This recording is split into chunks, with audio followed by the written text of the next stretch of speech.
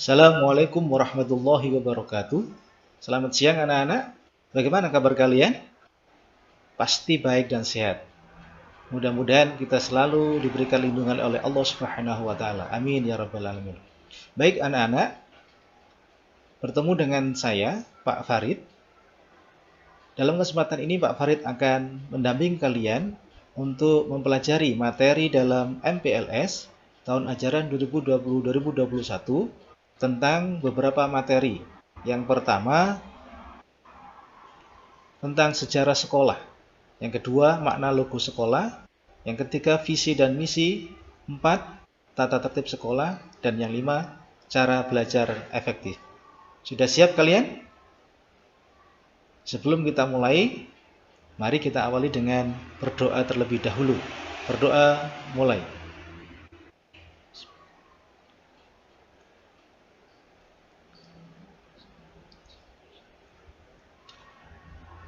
Selesai.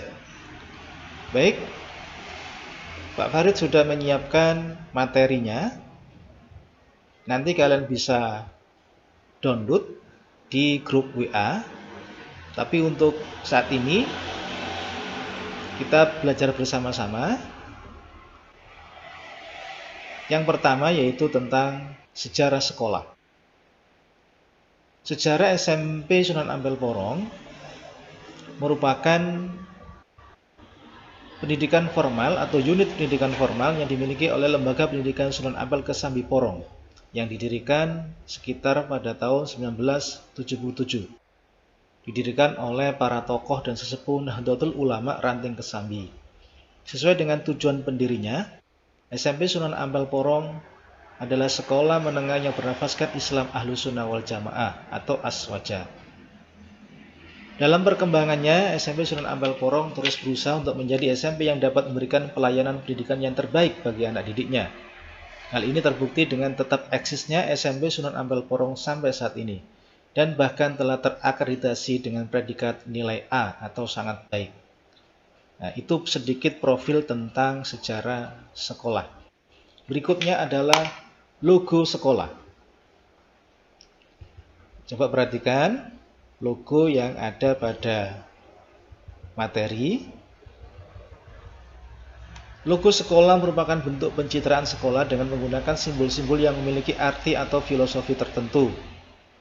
Logo sekolah SMP Sunan Ampel Porong memiliki makna. Yang pertama, bentuk segi 5 yang dimodifikasi seperti kubah masjid itu bermakna rukun Islam yang berjumlah 5. Kalian masih hafal dengan rukun Islam? Pasti masih hafal kan?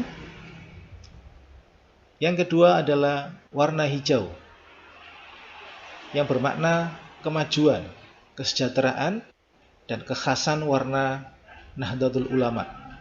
Yang ketiga, terdapat bintang 9 yang bermakna Wali Songo sebagai penyebar agama Islam. Dan salah satu anggota Wali Songo yaitu Sunan Ampel dijadikan nama untuk sekolah kita. Kemudian ada gambar buku yang menunjukkan atau bermakna belajar sepanjang hayat atau sebagai sumber ilmu pengetahuan. Yang kelima adalah sayap yang bermakna ketangkasan dalam menjalankan tugas. Nah, itu adalah makna dari logo SMP Sunan Ampel Porong. Berikutnya adalah visi dan misi. Apa itu visi dan apa itu misi? Perhatikan. Visi adalah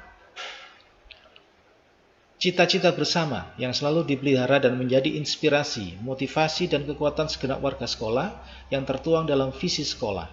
Adapun visi Sunan Ampel Porong adalah unggul dalam prestasi, mantap dalam iman dan takwa. Nah, ini visi dari SMP Sunan Ampel Porong. Saya harap anak-anak bisa mendalami dan meresapi kalimat unggul dalam prestasi, mantap dalam iman dan takwa. Ya. Kemudian visi itu memiliki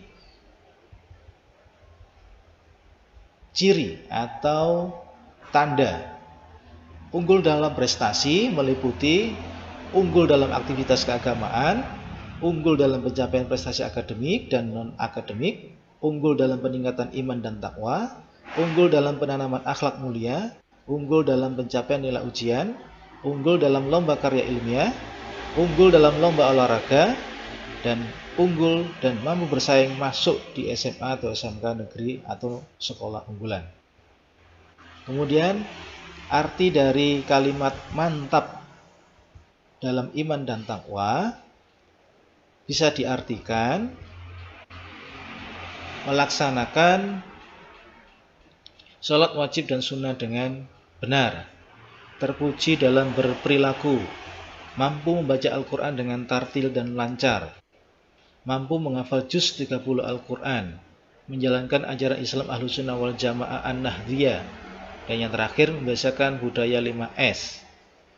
Jadi visi adalah anak-anak sebagai pedoman kita untuk kemajuan sekolah dan untuk kemajuan prestasi anak didik di SMP Sunan Ampel Porong.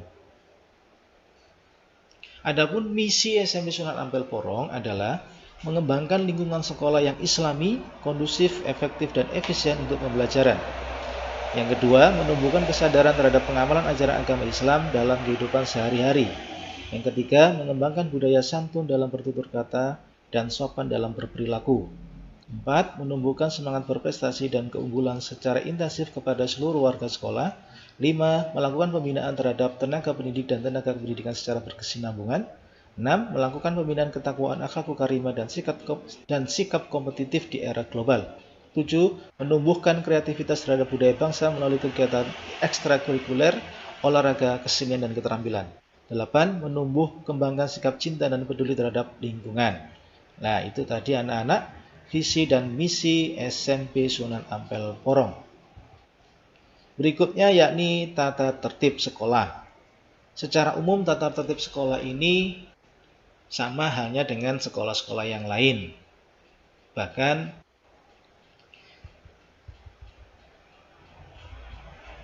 tidak jauh beda dengan yang ada di SD atau MI kalian dulu.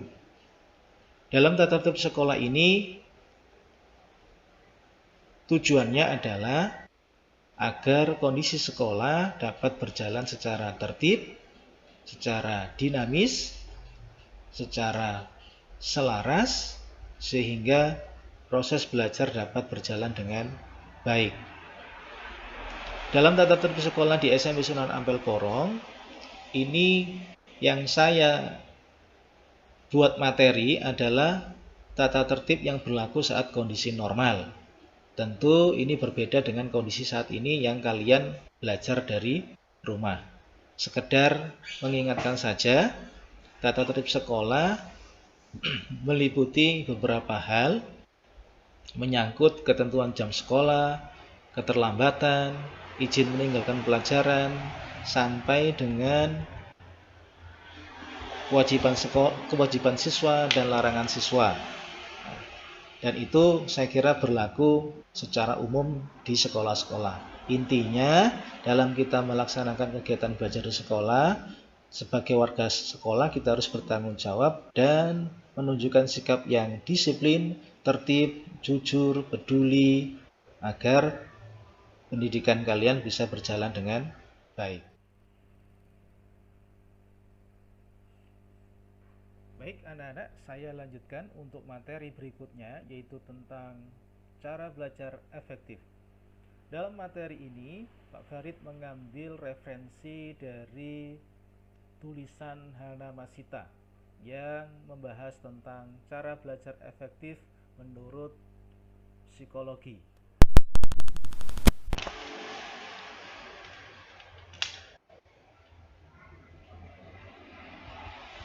Apabila dirangkum, ada 15 cara.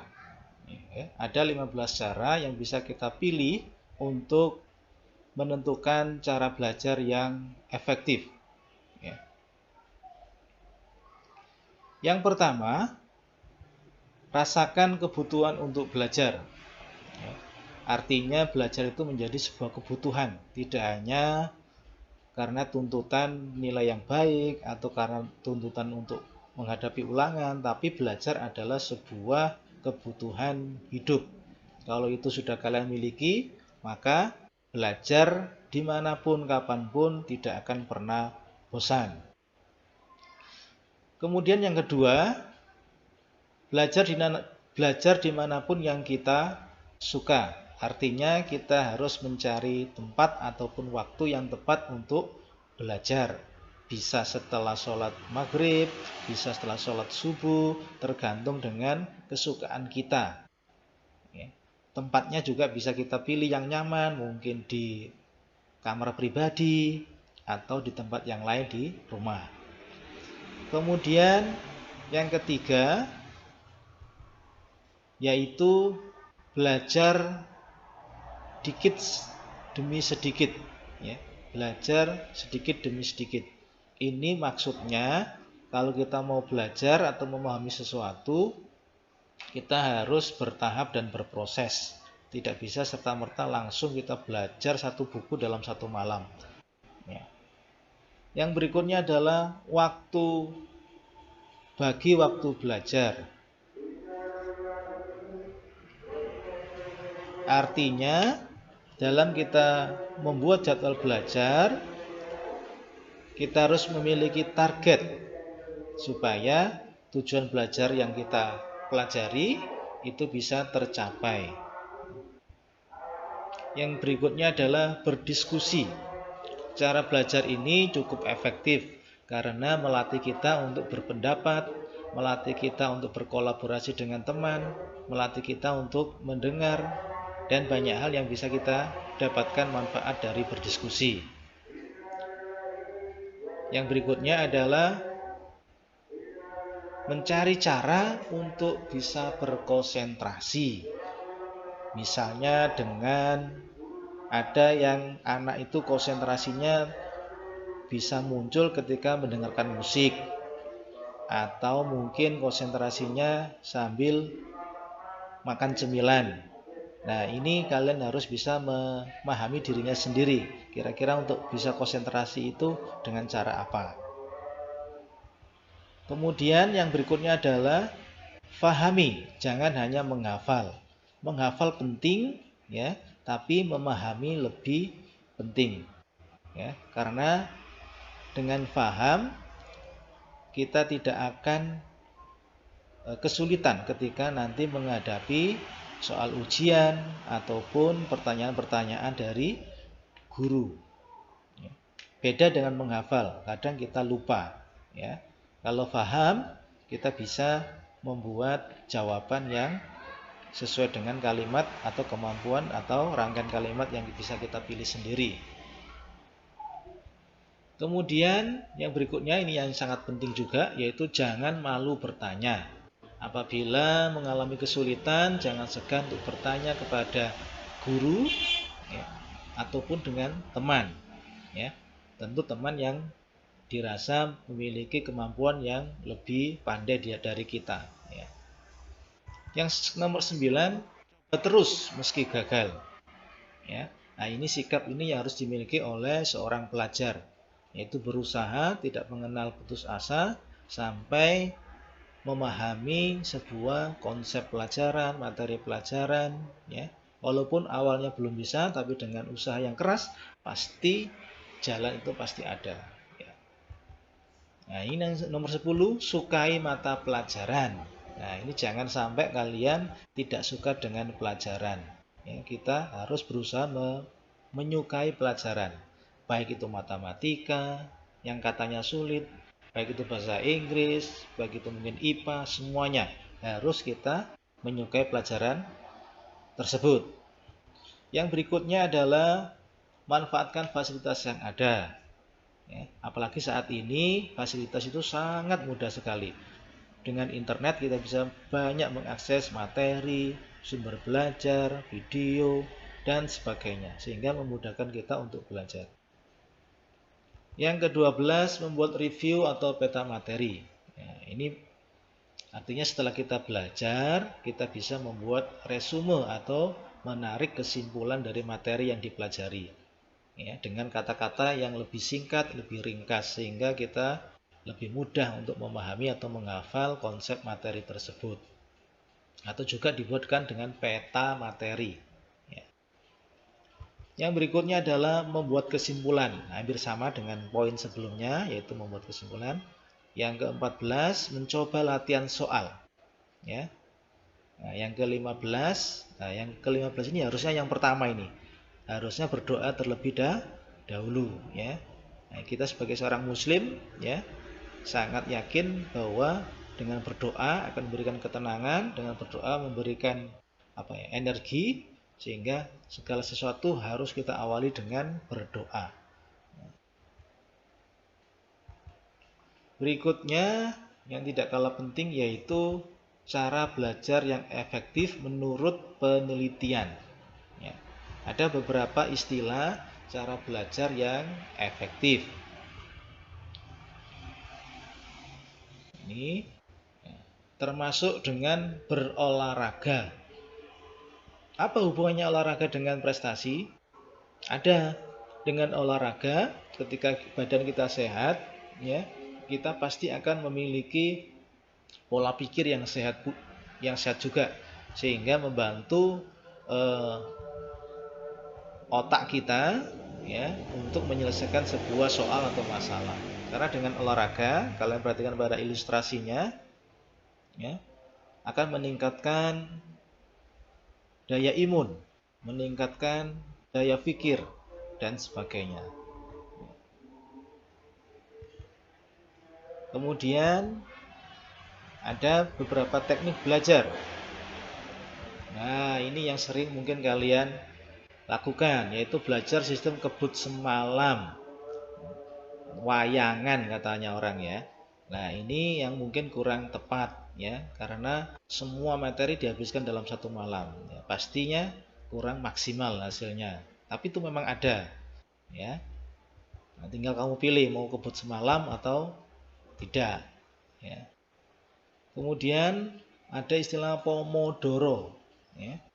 Nah, Pomodoro ini diperkenalkan oleh Francesco Cirillo, ya, ya. Ada 5 tahapan, ya.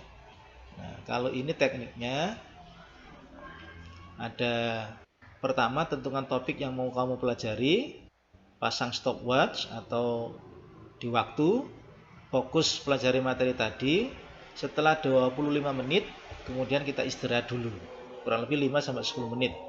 Setelah itu dilanjutkan atau diulang lagi, ya, diulang sampai materinya itu betul-betul difahami. Ya, itu namanya Podomoro, ya. Apa tadi istilahnya? Teknik Pomodoro, maaf, Pomodoro, ya.